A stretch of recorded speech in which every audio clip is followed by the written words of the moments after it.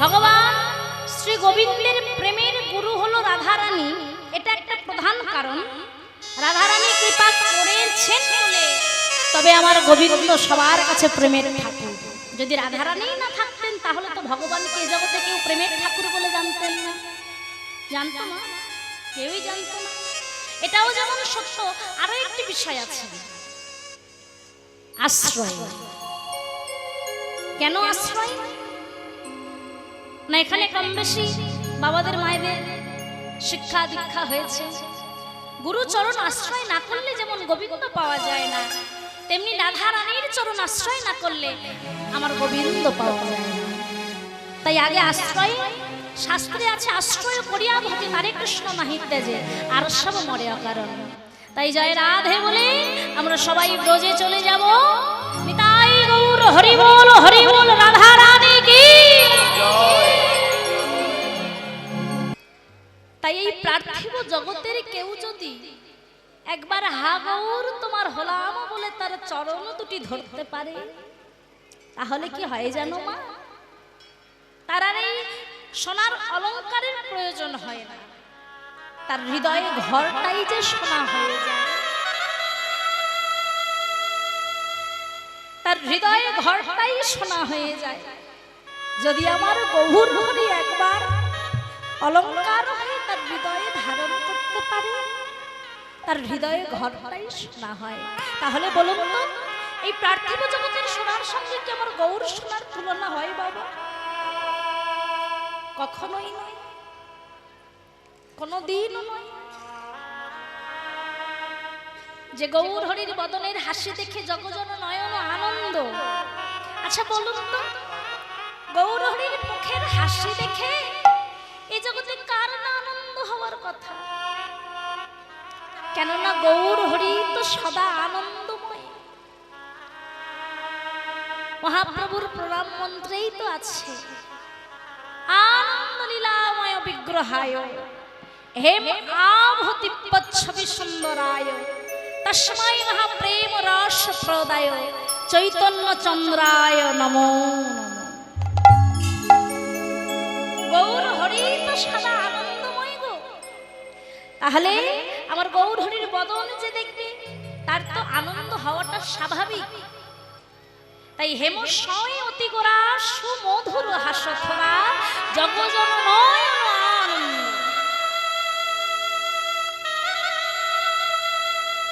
লীলাময় গৌর হরি আজ শ্রীবাস সঙ্গনে হরি নাম সংকীর্তন গাইতে গাইতে ভক্ত সঙ্গ পরিত্যাগ করে প্রভু আমার একেবারে শ্রীবাস সঙ্গনের বহির দ্বারে এসে দাঁড়ালেন। সময়টা কি না মধ্যাহ্নকাল, একেবারে মাথার উপর সূর্য। আর ভালো লাগছে না, ভক্ত সঙ্গ পরিত্যাগ করে প্রভু আমার একেবারে শ্রীবাস সঙ্গনের বহির দ্বারে এসে দাঁড়ালেন। নদিয়ার একদল নাগরী গৌর হরিকে দর্শন করে বলছে, ও নাগরী একবার চেয়ে দেখ, গৌর যেন আজ গৌর নয় রে, যেন সোনার মূর্তি দাঁড়িয়ে আছে। মধ্যাহ্নের সূর্যের যে তেজ, যে সূর্যের প্রখর রশ্মি একেবারে গৌর হরি রঙে এসে পড়েছে, আর বদন চন্দ্র এমন ভাবে প্রজ্বলিত দেখে মনে হয় যেন আমার গৌর কাঁচা সোনা। আর এক নাগরী বললেন, ও নাগরী তোর কোথাও ভুল হচ্ছে, গৌর তো সোনার মূর্তি নয়। তাহলে গৌর হরি কিসের মূর্তি? গৌর হরি যদি সোনার মূর্তি না হলো তাহলে গৌর হরি কিসের মূর্তি বলুন তো? মহাজন এক পাশে দাঁড়িয়ে বললেন, ও নাগরী একবার ভালো করে চেয়ে দেখো, ওগো প্রীতি রতি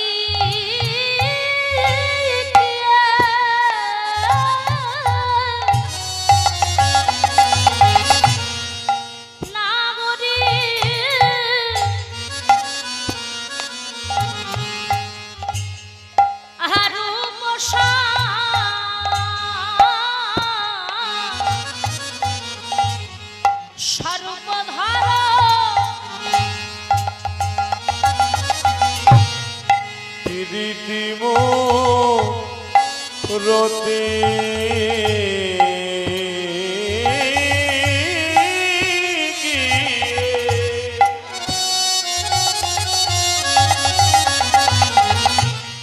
ও নাগরী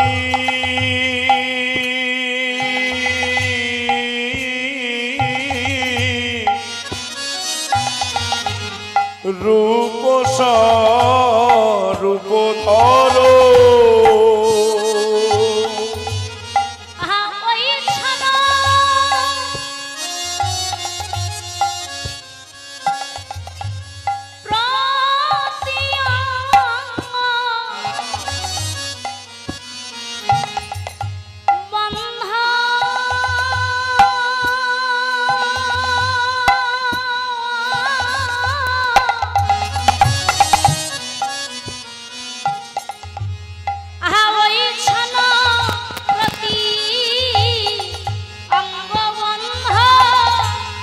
ওই ছন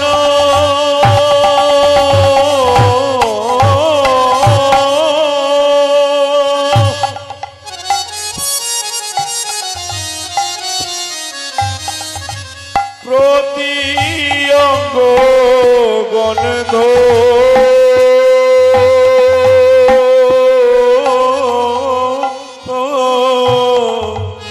ওই ছন প্রতি অঙ্গগন্ধ বলে উদয় হয়েছে উদয় হয়েছে উদয় হয়েছে বলে উদয় হয়েছে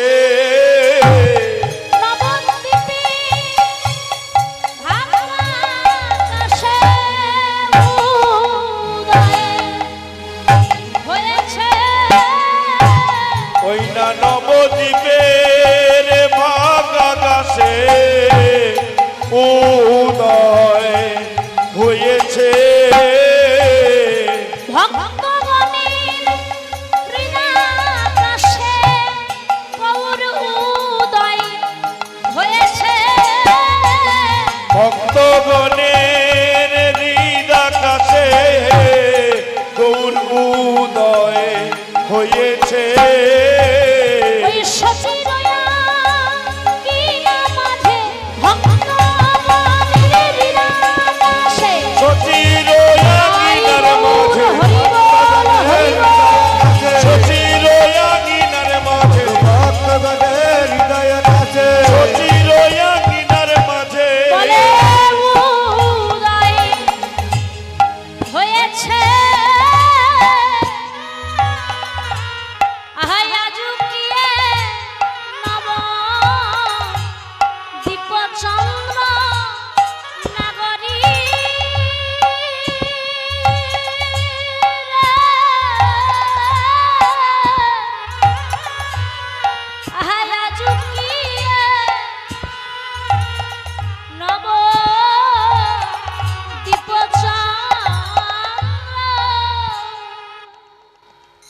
বলে ও নাগরী যে দেখো দেখো গৌর নয় সোনার মূর্তি গৌর হরি আমার গৌর হরি কিসের মূর্তি প্রীতির মূর্তি মাধুর্য রসের মূর্তি শৃঙ্গার রসের মূর্তি আজও কি নবদ্বীপ চন্দ্র আজও মানে আজ এই মধ্যাহ্নকালে দেখে মনে হয় শুধু নবদ্বীপের ভাগ্যাকাশে নয় শুধু সচি গর্ভ সিন্ধু মাঝে নয় এই প্রতিটা ভক্তির হৃদয় আকাশে আমার গৌর চাঁদের উদয় হয়েছে কেমন চাতক চাতকিনীর মতো বসে আছে একটু গৌর কথা শোনার জন্য ও গো আমার কি মনে হচ্ছে জানো গৌর হরি শুধু নবদ্বীপে নয় আজ এই ধনিরামপুরের সকল ভক্তের হৃদয় আকাশে উদয় হয়েছে সকল ভক্তের হৃদয় আকাশে সেই গৌর হরি আজ মধ্যাহ্নকালে তিনি শ্রীবাসমণির বহির্দ্বারে দাঁড়িয়ে দেখলেন একেবারে মাথার উপরে সূর্য। ভাবটা কি না সেই সজলীলার ভাব, রমণীর ভাব, শ্রীমতী রাধারানীর ভাব। তাই তিনি মনস্থির করলেন আজ আমি সূর্য পূজা করতে যাব। তাই আমার গৌর হরি বৃন্দাবনে রাধারানী যেমন করে সূর্য পূজা করতে গিয়েছিল বাবা, তেমনি ভাবে মাথায় একটা বস্ত্র দিয়ে একটা উড়ুনি ঢাকা দিয়ে নিয়েছে, একেবারে রমণীর মতো দিয়ে তিনি আজ সূর্য পূজা করতে যাবেন মনস্থির করলেন। গৌর হরির ভাব দর্শন করে মহাজন লীলার এক পাশে দাঁড়িয়ে কলম দিলেন, কামিনী কাম কলিত তছু মানুষ, কামিনী কাম কলিত তছু মানুষ, কামিনী কাম কলিত তছু মানুষ, কাম কলিত তছু মানুষ, গতি অছু গজজিনী মন্দ চলে গোরা, গতিয়ছু গজজিনী মন্দ কি চলে গোরা, গতি অছু গজজিনী মন্দ চলে গোরা, গতিয়ছু গজজিনী চলে গজ গোরা, চলে গজ কামিনী, চলে গজ গামিনী, আমার গোরা দ্বিজমণি চলে গজ কামিনী, আমার গোরা দ্বিজমণি চলে গজ গামিনী, আমার গোরা দ্বিজমণি চলে গজ কামিনী, কাম কলিত তছু মানুষ। আজ মহাপ্রভু রমণীর ভাব ধারণ করে, বৃন্দাবনেশ্বরী রাধারানীর ভাব ধারণ করে তিনি কি করলেন না সূর্য পূজা করতে যাবেন বলে একেবারে ঘোমটা দিয়ে তিনি নবদ্বীপের রাজপথে দাঁড়ালেন। শ্রীবাসাঙ্গনের বহির্দ্বার পরিত্যাগ করে নবদ্বীপের রাজপথে দাঁড়িয়েছেন। সুরধনী গঙ্গার তীরে যাবেন সূর্য পূজা করতে। মহাপ্রভুর গতিগমনটা কেমন? কামিনী মানে রমণী, রমণীর ভাব ধারণ করেছে প্রভু। বড় করে ঘোমটা দিয়েছেন, আগে বাম পা ফেলছেন, আবার বাম নয়নে ঘন ঘন চায়, একেবারে রাধারানীর ভাব। আর গতি অছু গজজিনী মন্দ। গজ মানে কি মায়না? মায়না গজ মানে কি? হ্যাঁ, হাতি দেখেছেন? হাতি কেমন ভাবে যায় রাস্তায়? হাতি কেমন হাঁটে? একেবারে শির দ্বারা সোজা রেখে, ডাইনেও দেখে না আর বামেও দেখে না, পিছনে তো দূরের কথা, একেবারে লক্ষ্য স্থির রেখে এগিয়ে চলে। এখানেও মহাপ্রভু জীব শিক্ষা দিয়েছেন, কত সুন্দর কথা দেখুন। মহাপ্রভু বললেন, ওগো যদি তোমরা ভজনের পথে যেতে চাও, তোমাদের গতি গমনটা যেন ওই হাতির মতনই হয়। লক্ষ্য স্থির রেখে যদি তোমরা এগিয়ে যেতে পারো, তাহলে একদিন অবশ্যই তোমাদের লক্ষ্য স্থানে তোমরা পৌঁছাবে। যেদিন এক লক্ষ্য তোমাদের পূরণ হবে, অনায়াসে তোমরা গৌর গোবিন্দ চরণ পাবে। কিন্তু যদি চলার পথে ডাইনে দেখো, বাঁয়ে দেখো, পিছনে দেখো, তাহলে তোমার চলার পথটা সঠিক থাকবে না। তাই আমাদের গতি গমনটা হাতির মতো রাখতে হবে, লক্ষ্যটাকে স্থির রাখতে হবে। গৌর হরি সেই গতি অছু গজজিনী মন্দ চলেছেন রমণীর ভাব ধারণ করে। আজ রমণীর ভাব ধারণ করে মহাপ্রভু আমার মা যদি নহি পুন বর্ষণে আবৃত তনু কহত হই পূজব সুর।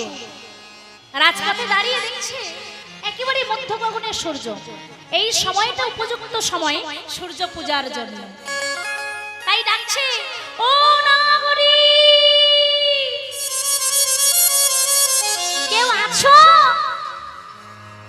নদিয়ার নাগরীটা বলছে, প্রভু কি হয়েছে তোমার, ডাকছো যে? বলে, ওগো তোমরা কেউ সূর্য পূজা করতে যাবে? বলে, হ্যাঁ। কিন্তু গৌর হরি, সূর্য পূজা করলে আমাদের কি হবে? বলছে, কি হবে জানো? সূর্য পূজা করলে তোমাদের স্বামীর আয়ু বৃদ্ধি হবে, আয়ু বৃদ্ধি হবে, স্মৃতির সিঁদুর অক্ষয় হবে, অক্ষয় হবে, আর সংসারে মঙ্গলই মঙ্গলোদয়, মঙ্গলই মঙ্গলোদয় হবে। তাহলে বোঝা গেল সূর্য পূজা করলে কি কি হয়। তাই আজ মহাপ্রভুর কথা শুনে নদিয়ার নাগরীরা বললেন, প্রভু তাই তাই যদি হয় তাহলে শুধু আজ কেন, আমরা প্রতিদিন তোমার সঙ্গে যাব সূর্য পূজা করতে। বৃন্দাবনের যাবট মন্দিরে, যাবট যাবট একটা গ্রাম, যে গ্রামে রাধা ঠাকুরানীর শ্বশুর বাড়ি। বৃন্দাবনের সেই যাবট গ্রামে আয়াম ঘরণী রাধারানী চন্দ্র সারিকার উপর বসে এক মনে প্রাণ গোবিন্দের ভজন করছেন, আর মনে মনে ভাবছেন, সেই প্রভাতকালে আমার বধূ চলে গেল গোষ্ঠ গোচারণে,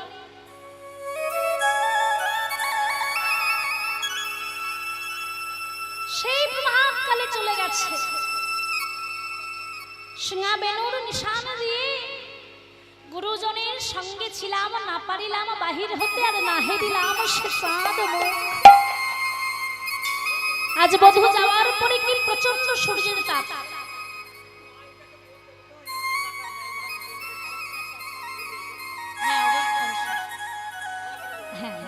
জয় নিতাই জয় গৌর। আজ এই সূর্য পূজা লীলার আমি কীর্তনীয় সুভদ্রা মণ্ডল শ্রীধাম নবদ্বীপ থেকে এসেছি আপনাদের রাতুল রাঙ্গাচরণ পাওয়ার আশায়।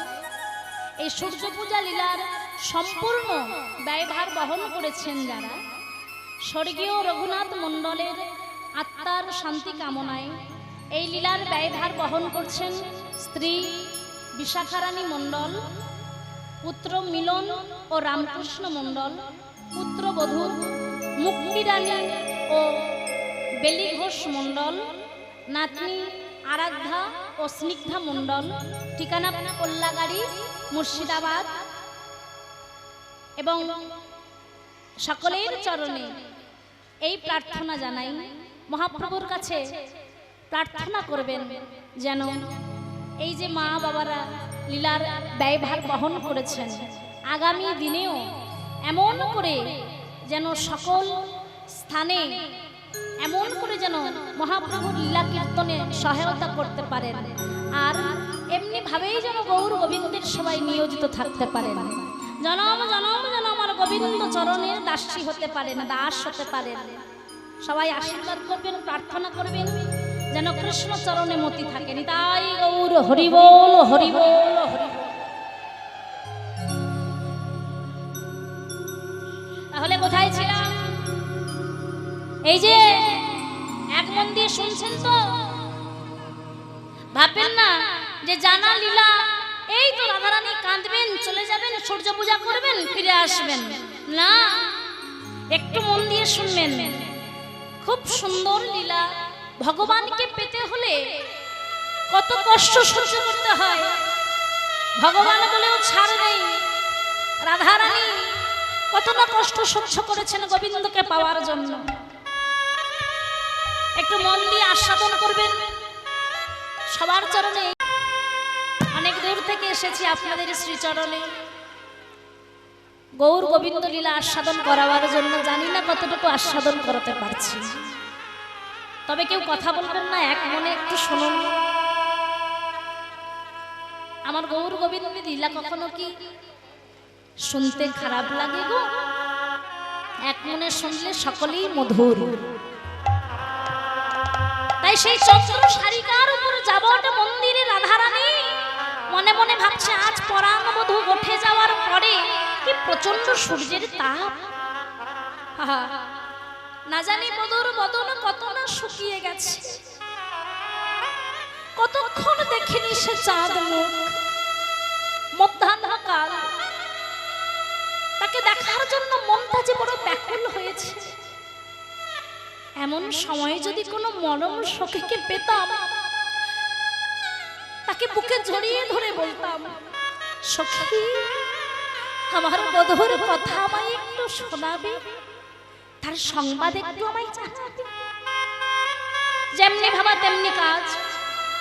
বিপদে গোবিন্দ গোবিন্দ প্রাণ গোবিন্দ রাখিবে দাসীর মান।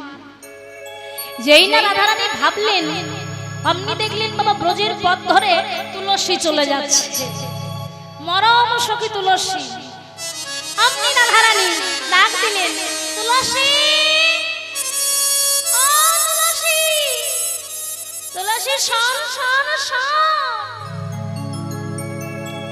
তুলসী বলছে, রাই এই ভর দুপুরে কিসের জন্য অমন করে ডাকছিস? বলে, ওরে শোন, তুই তো বলেছিস আপন ভজন কথা না কইও যথা তথা। আমার মনের ভজনের কথা তো আমি যাকে তাকে বলে বোঝাতে পারি না, যতটা তুই বুঝিস। তাই আয় না শোন, কাছে আয়, দুটো মনের কথা তোকে বলে একটু শান্তি পাই। যেই না তুলসী এসেছে, অমনি রাধারানী তুলসীর হাত দুটি জড়িয়ে ধরেছে। রাই অমন করিস কেন? তুলসী শোন,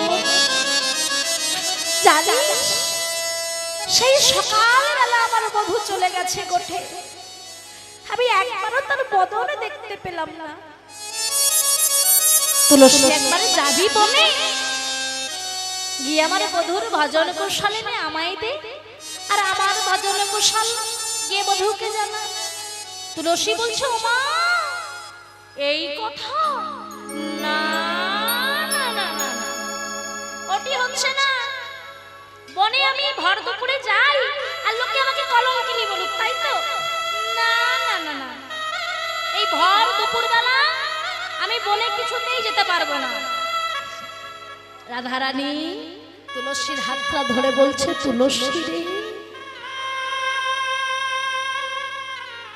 এ জগতে আর কেউ জানুক বা নাই জানুক, তুই তো জানিস। সবাই বলে আমি নাকি কৃষ্ণ কলঙ্কিনী, কিন্তু তুই তো জানিস আমি তাকে কত ভালোবাসি। তাই ও তুলসী, আমি তোর কাছে করজোড়ে মিনতি করি, তুলসী এই মধ্যাহ্ন কালে আর তো কেউ নেই আমার কাছে রে, আর তুই তো আমার পরম সখী, একবার যা গিয়ে আমার মধুর দুটো ভজন কুশলের কথা আমায় শোনা। তুলসী, রাধারানী আমার তুলসীর দুটি হাত জড়িয়ে ধরে বলছে, তুলসী শোন শোন, আমার মনের কথা শোন। এই বলে কণ্ঠ জড়ায়ে ধরে মনের কথা প্রকাশ করে বলছেন, আরে কিবা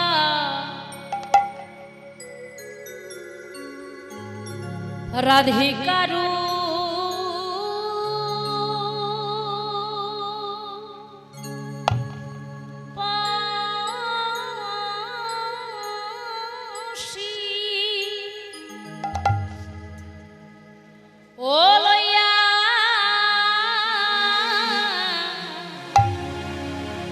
তুলসী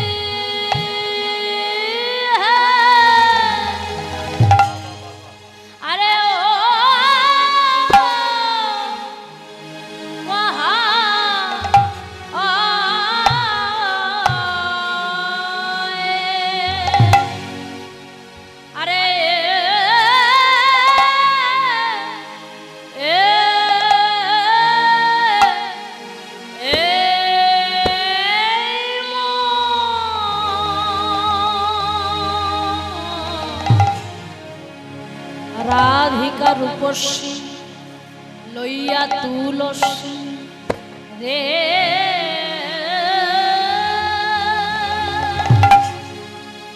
আহা মরি মরি রে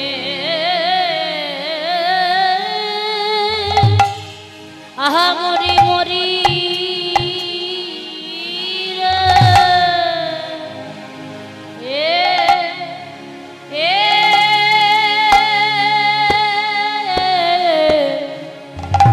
রাধিকা রাধিকারু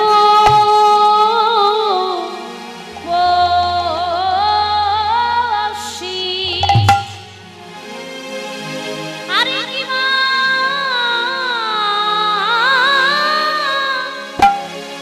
মধু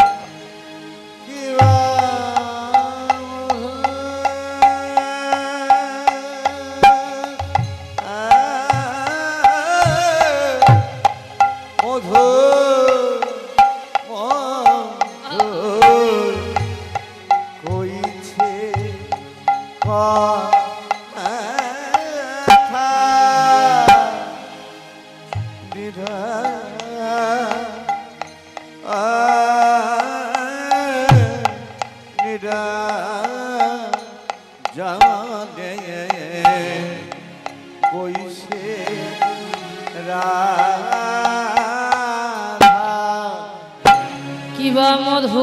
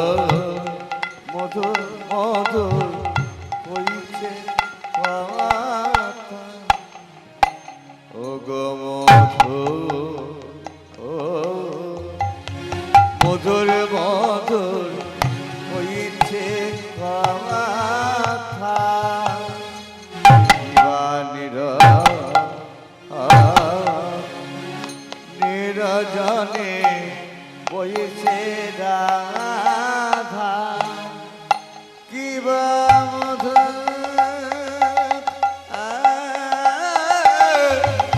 মধু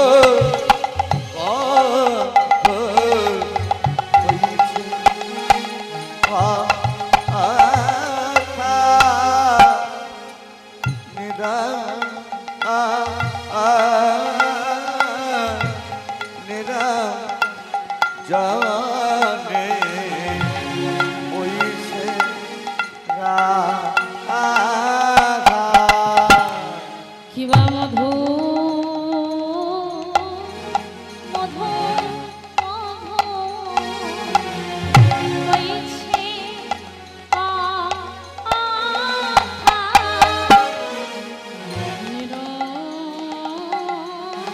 নিরজনে বসি রাধা মধু ও মধু মধুর কইছে কথা কিবা নিরজনে কইছে রাধা কিবা মধু মধুর মধুর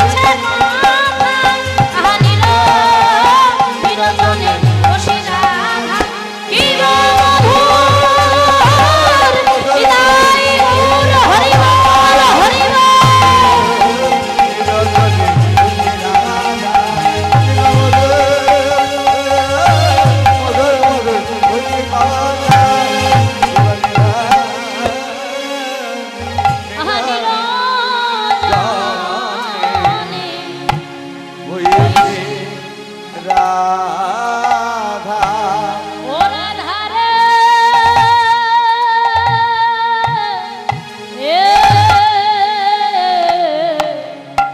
রাধিকা রাধিকারু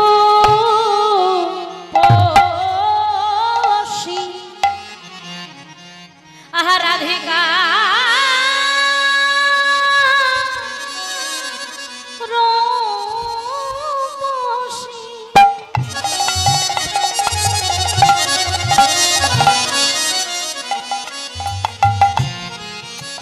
আজ লইয়া তুলসী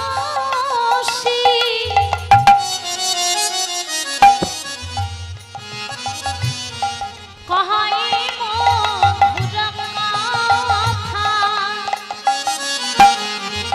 রাধিকা রূপসী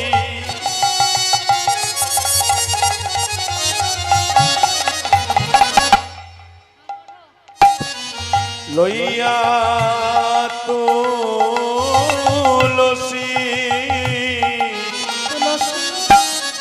কহয়ে মধুর কথা রাধিকা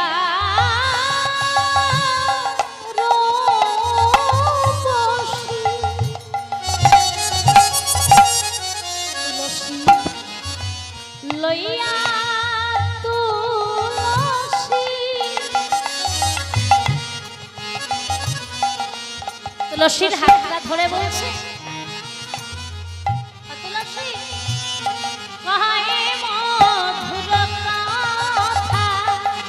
রাধিকা রূপসী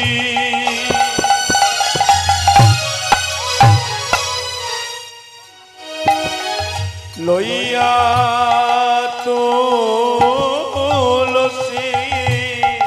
তুলসী কয় মধুর কথা ও তুই কাননে গমন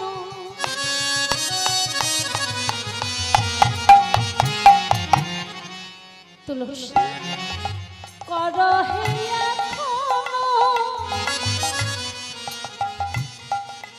আমার নাগর শেখর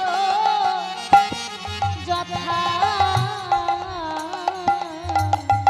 কাননে গমন করহে এখনো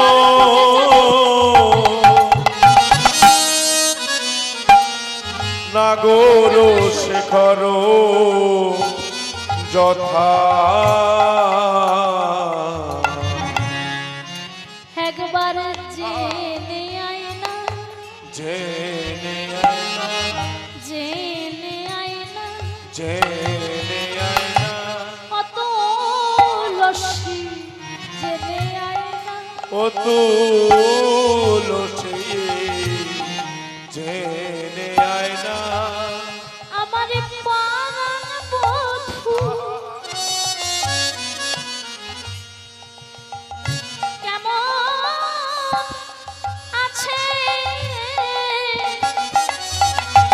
কত লস্যি জেনে আয়না আমার পরাণ বধূ কেমন আছে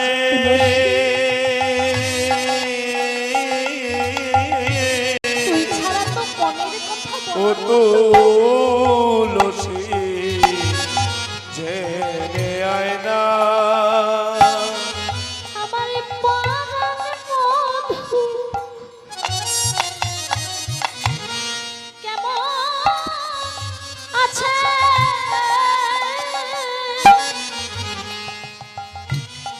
একবারে জেনে আয়া জানাইয়া আমার পরাণ বধূ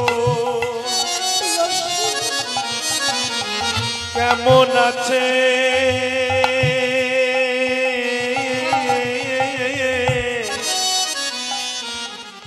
জেনে আয়া জানাইয়া আমার পরাণ বধূ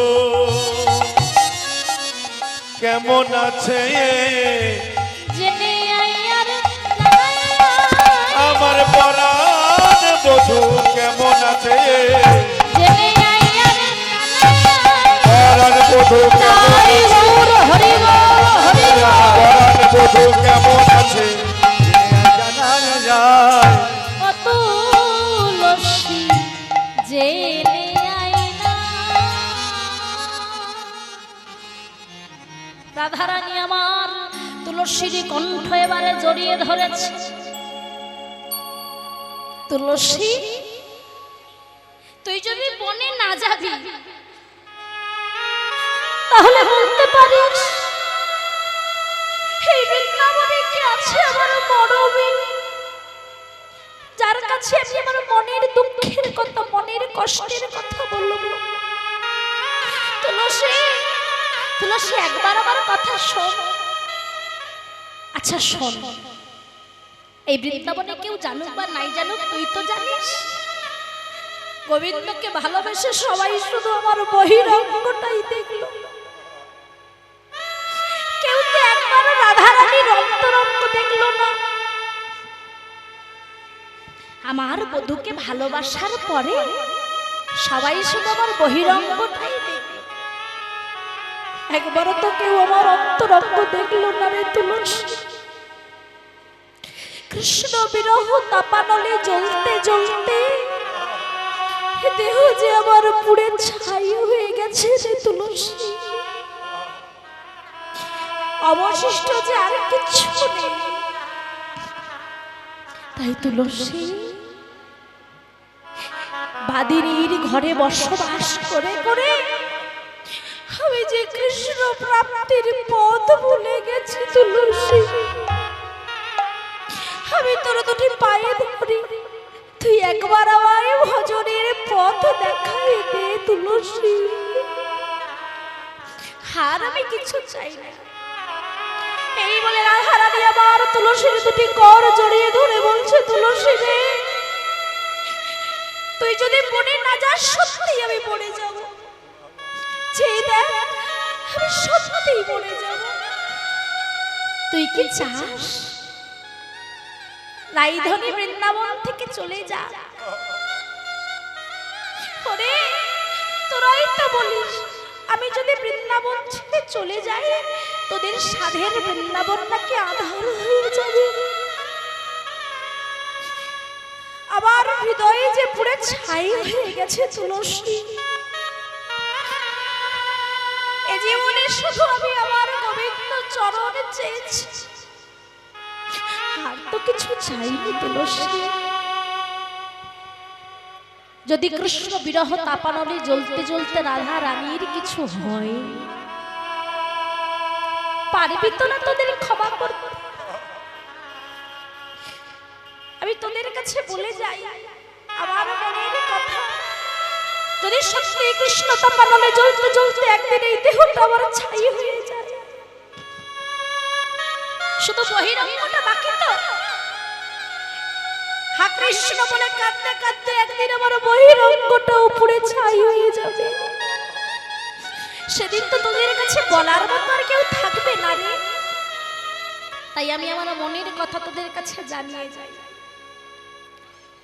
যেদিন কৃষ্ণ বিরহ তাপানলে দেহ আমার পুড়ে সম্পূর্ণ ছাই হয়ে যাবে, সেই শেষ সময়টুকু পর্যন্ত যেন আমি প্রাণ ভরে হা কৃষ্ণ বলে গোবিন্দ চরণ সেবা করতে পারি। তোরা আমায় আশীর্বাদ কর। তাই সখীদের কাছে বলছে, সখী রে,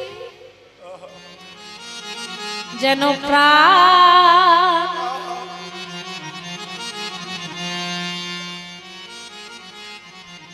রাধে রাধে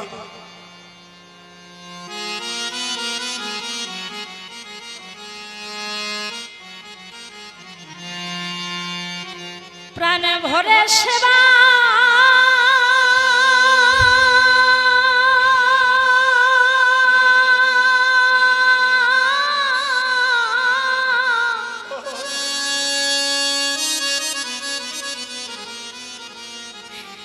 সেবা করতে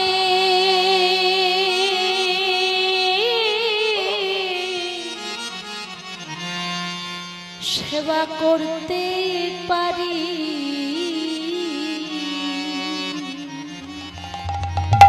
তুলসী যেন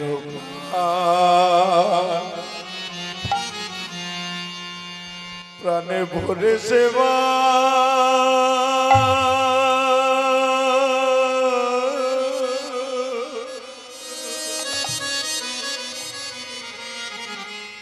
সেবা করতে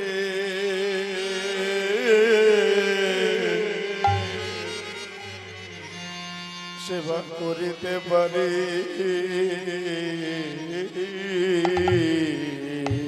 তাই গৌর হরি বল হরি বল। প্রাণ ভরে সেবা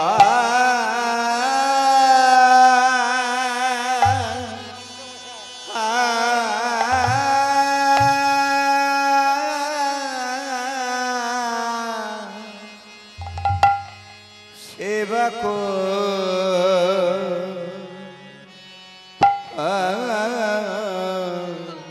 করতে পারি।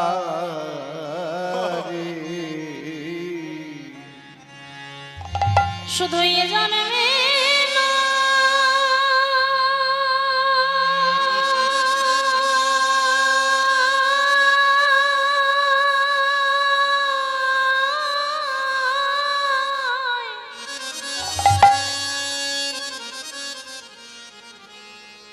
এ জন্মে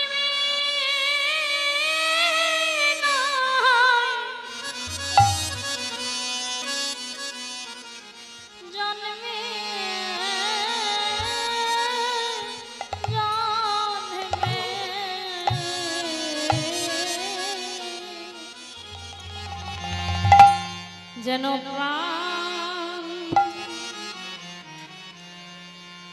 প্রাণ ভরে সেবা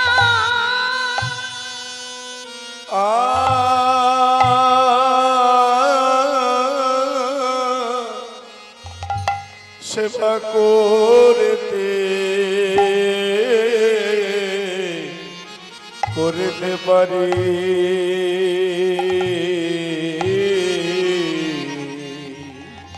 তবু এ জন্মের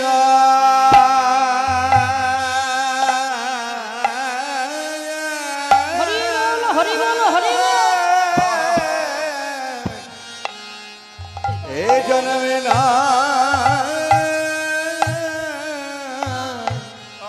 জন্মে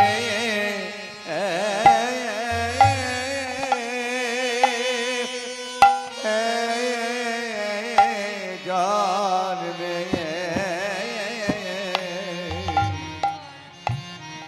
জন প্রাণ ভরে সেবা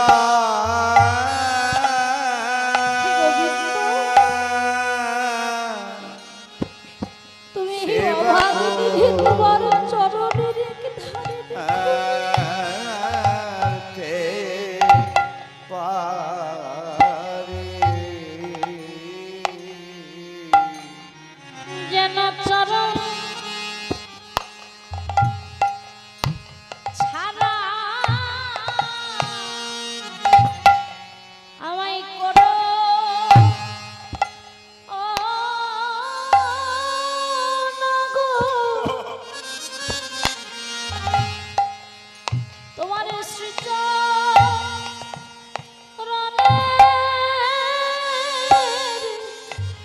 ধারে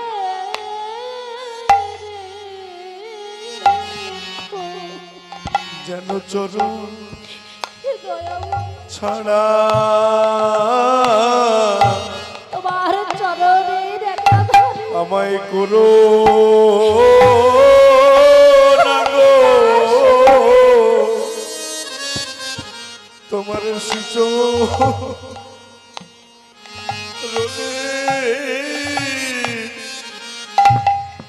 তারে রেখো তোমার চরণ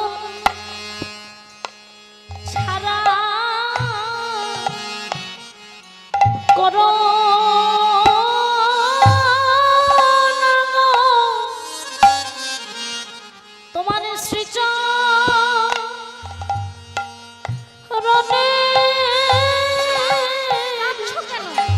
ধারে লয়ে বলে কয় জটিলে কেন কাঁদো মা লয়ে বলে কয় জটিলে কেন কাঁদো মা কথা আমি জানাই রাখি আমার আর বলা হয় কি না হয় মনের কথা জানাই রাখি আর বলা হয় কি না হয় আমার শেষে কথা জানাই রাখি আর বলা হয় কি না হয় মনের কথা জানাই রাখি আর বলা হয় কি তুলসী না হয় একবার বলে যা কথা জানাই আমি যে আমার মনে রাখি আর না বলিস না। হয় যদি আর না বলতে পারি হয় শেষে কথা জানাই রাখি আমার আর বলা হয় কি না হয় শেষের কথা জানাই রাখি আর বলা হয় কি না হয় আমার শেষে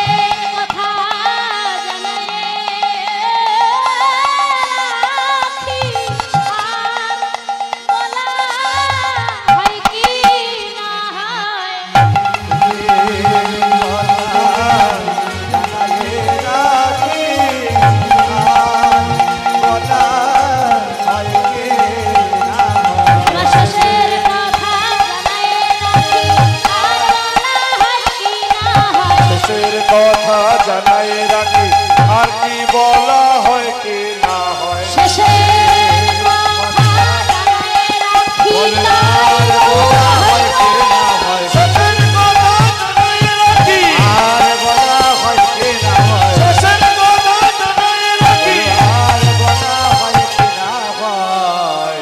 ও তুলসী যেন প্রাণে ভরে সেবা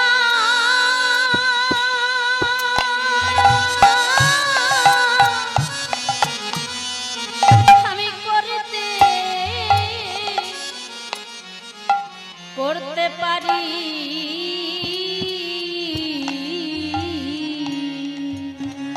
ছুটে এসে তুলসী জড়িয়ে ধরেছে রাই, তুই কি জানিস না এই বৃন্দাবনে আমরা সব সইতে পারি, কিন্তু তোর চোখের জল আমরা সইতে পারি না।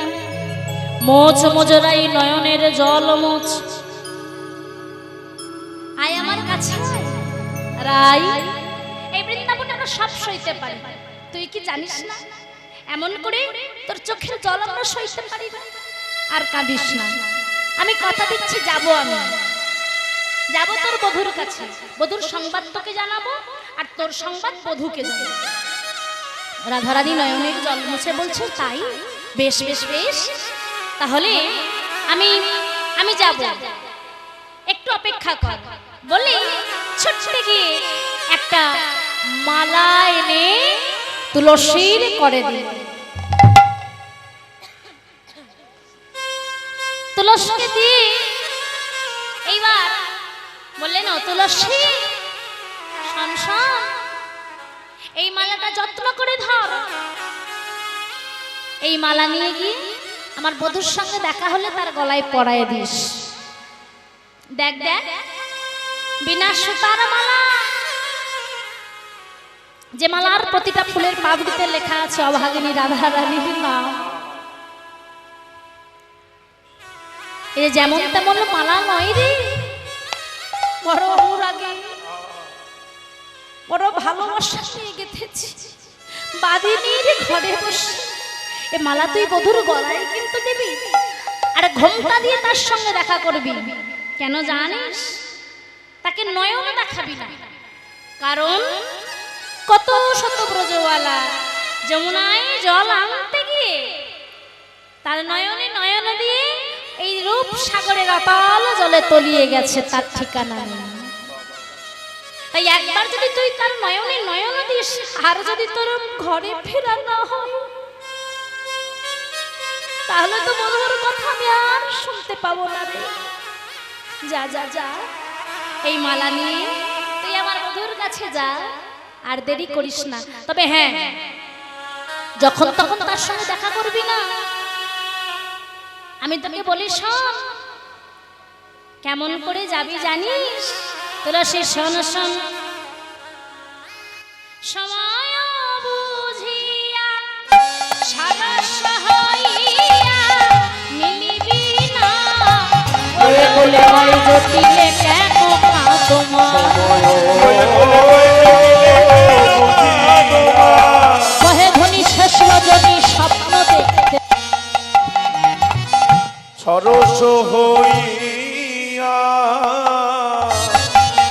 মিলিবি না গোরসনে, সময় বুঝিয়া আর সরস হইয়া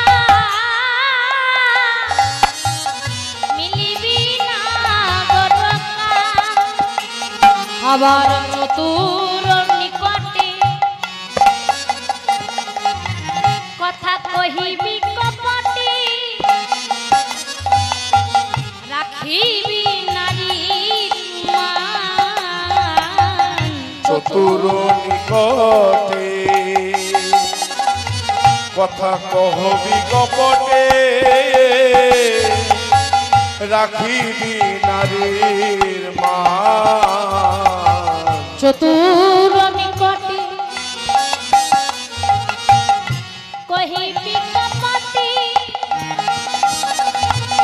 রাখি নারী মান বলে মান যেন যায় না ধনী মান যেন যায় না ধনী কারণ তুইও নারী আর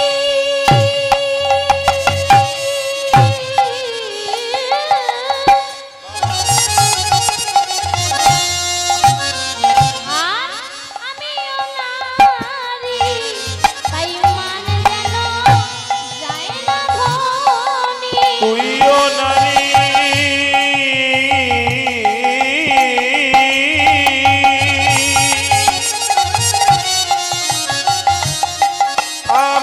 আমিও নারী তাই মান রেখে আসবি ধনী তুইও নারী আমিও নারী মান রেখে আসবি ধনী তুইও নারী আমিও নারী মান রেখে আসবি ধনী তুইও নারী আমিও নারী তুইও নারী আমিও নারী মান যেন যায় না ধনী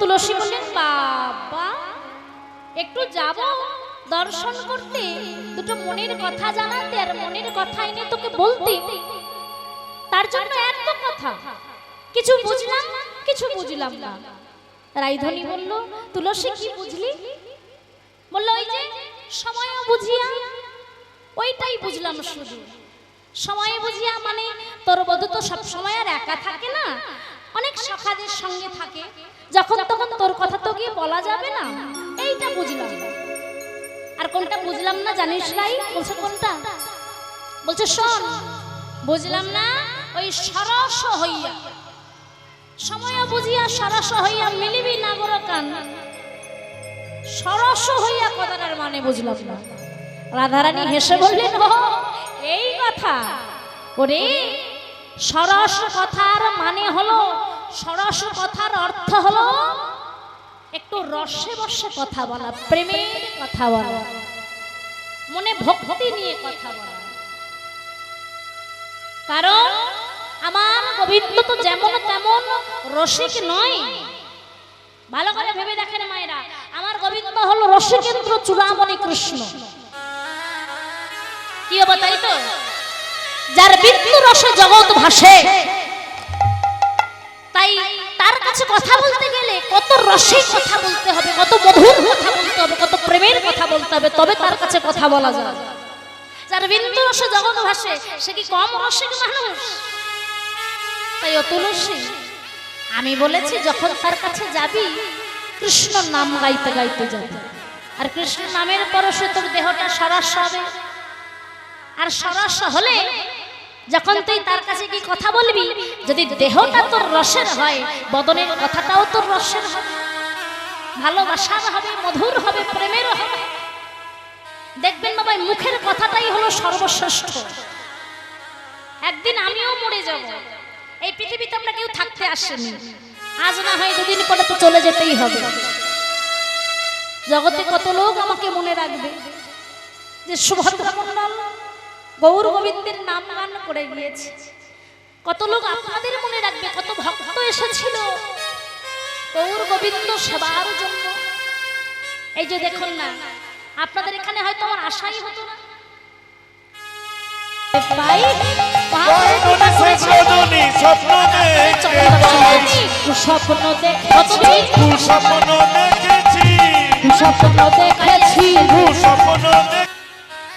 এই গত চৈত্র মাসে বৈশাখ জ্যৈষ্ঠ আষাঢ় শ্রাবণ 4 মাস আগে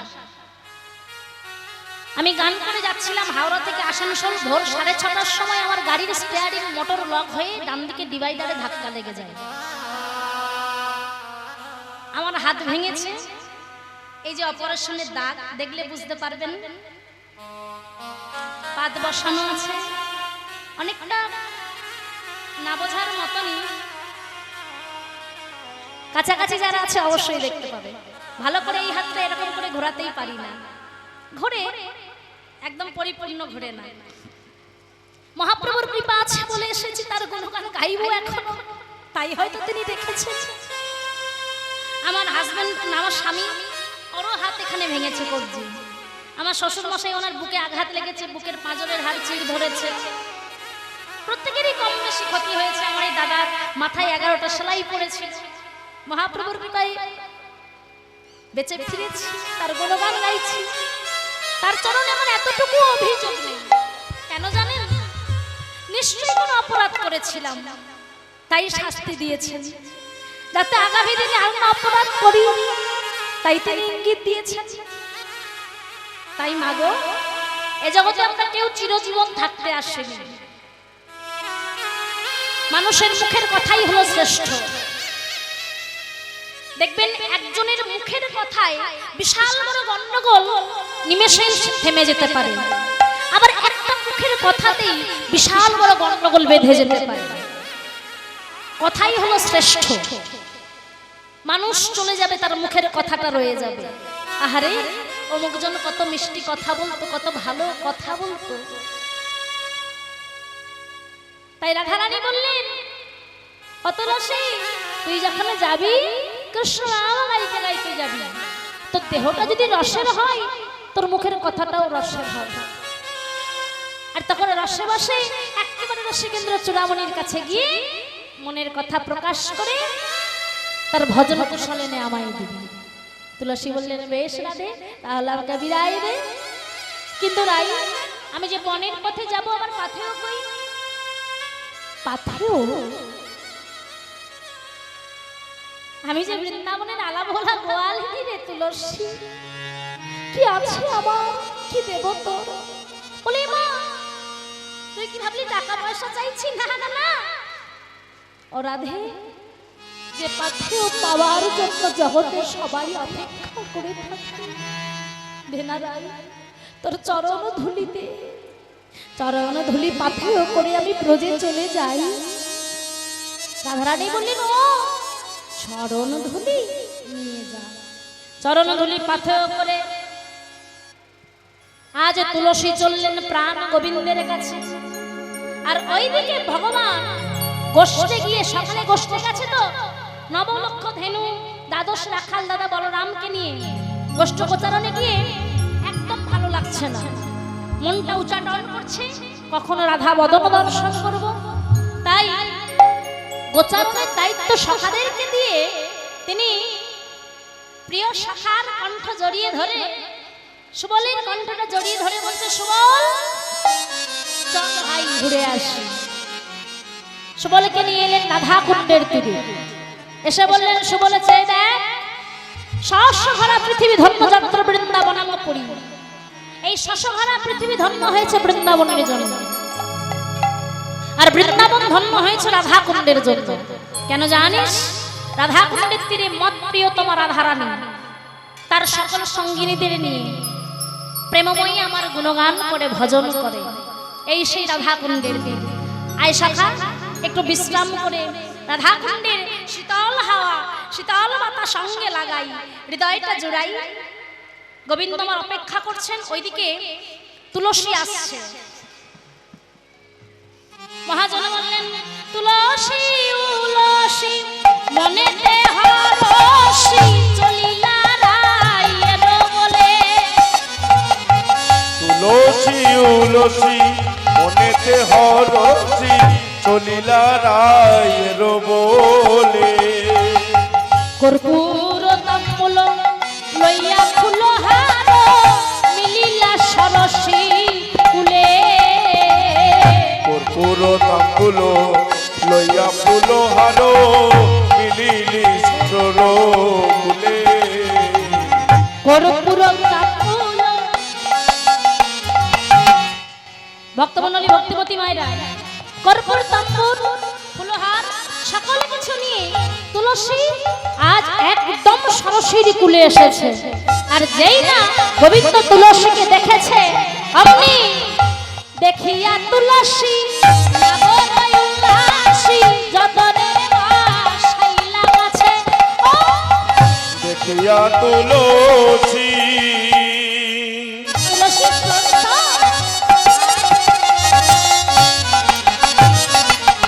নাগর উল্লাসী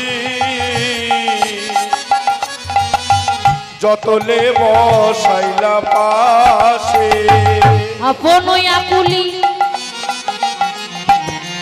কহিয়া সকলি এইবার রায়ের গমন পুছে আপন আকুলি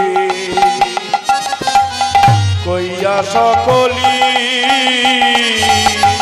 রায়ের গমন পুছে আপন আকুলি কহিয়া সকলি রায়ের গমন পুছে এইবার কথা বলতে বলতে তুলসীর হাতটা ধরেছে, ধরে বলছে তুলসী বল বলে কেমন আছে আমার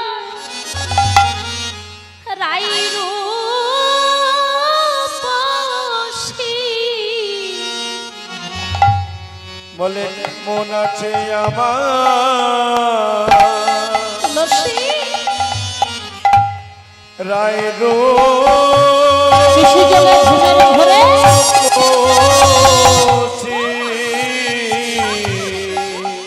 তুলসী বলে কেমন আছে আমার রাইরূপসী কেমন আছে আমার রাই রূপসী আমি যার জন্য বসে রইয়াছি বলে কেমন আছে আমার রাইরূপসী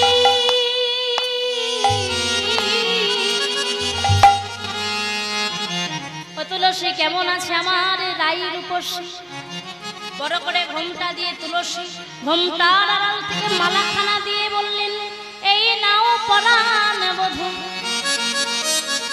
তোমার রাই মোটে ভালো নেই মালাখানা কণ্ঠে ধারণ করো এই বলে যে এই মালাখানা পরিয়ে দিয়েছে আপনি গোবিন্দ মালাখানা খুলে নিয়েছে নিয়ে মালাখানা খুলে নিজেই একবার বুকে ধরছে যেই না তুলসী পড়িয়েছে আপনি গোবিন্দ খুলে নিয়েছে নিয়ে বলছে আহা কত না কষ্টে বিনোদিনী বাদিনীর ঘরে বসে মালা গেঁথেছে এ মালা আমি বুকে ধরে আমার হৃদয়টাকে শীতল করব এ মালা আমি মাথায় দিয়ে আমার জনম ধন্য করব তুলসী হাসছে ওনাগর আরে করো কি মালা নিয়ে কেউ এমন করে বুঝি গলায় পড়ো বলছে তুলসী তুমি হয়তো জানো না এ মালা যেমন তেমন মালা নয় তুলসী এই যে আমার গুরু দত্ত মালা আমার প্রেমের গুরু রাধারানী পাঠিয়েছে মালাখানা বুকে জড়িয়ে ধরে দেহটাকে শীতল করে বলছে তুলসী এই নাও মালাটা নিয়ে তুমি আবার চলে যাও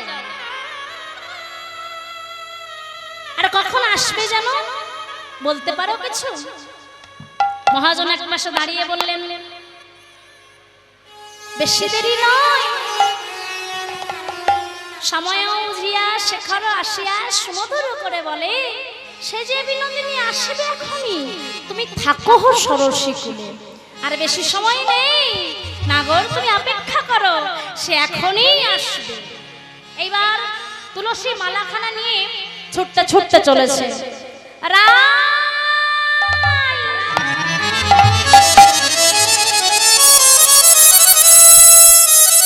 যাবট মন্দিরে যেই গিয়ে উপস্থিত হয়েছে বাবা অমনি অমনি মালা দেখে রাইধানী বলে উঠল তুলসী গোবিন্দর সঙ্গে বুঝি দেখা হলো না মালা দেওয়া হলো না? বলছে না না না, মালা প্রসাদী করে পাঠিয়েছে। তাই আয় সখী আয়, আয় তোর গলায় পরিয়ে দি। তুলসী যেই মালাখানা রাধারানীর গলায় পরিয়েছে,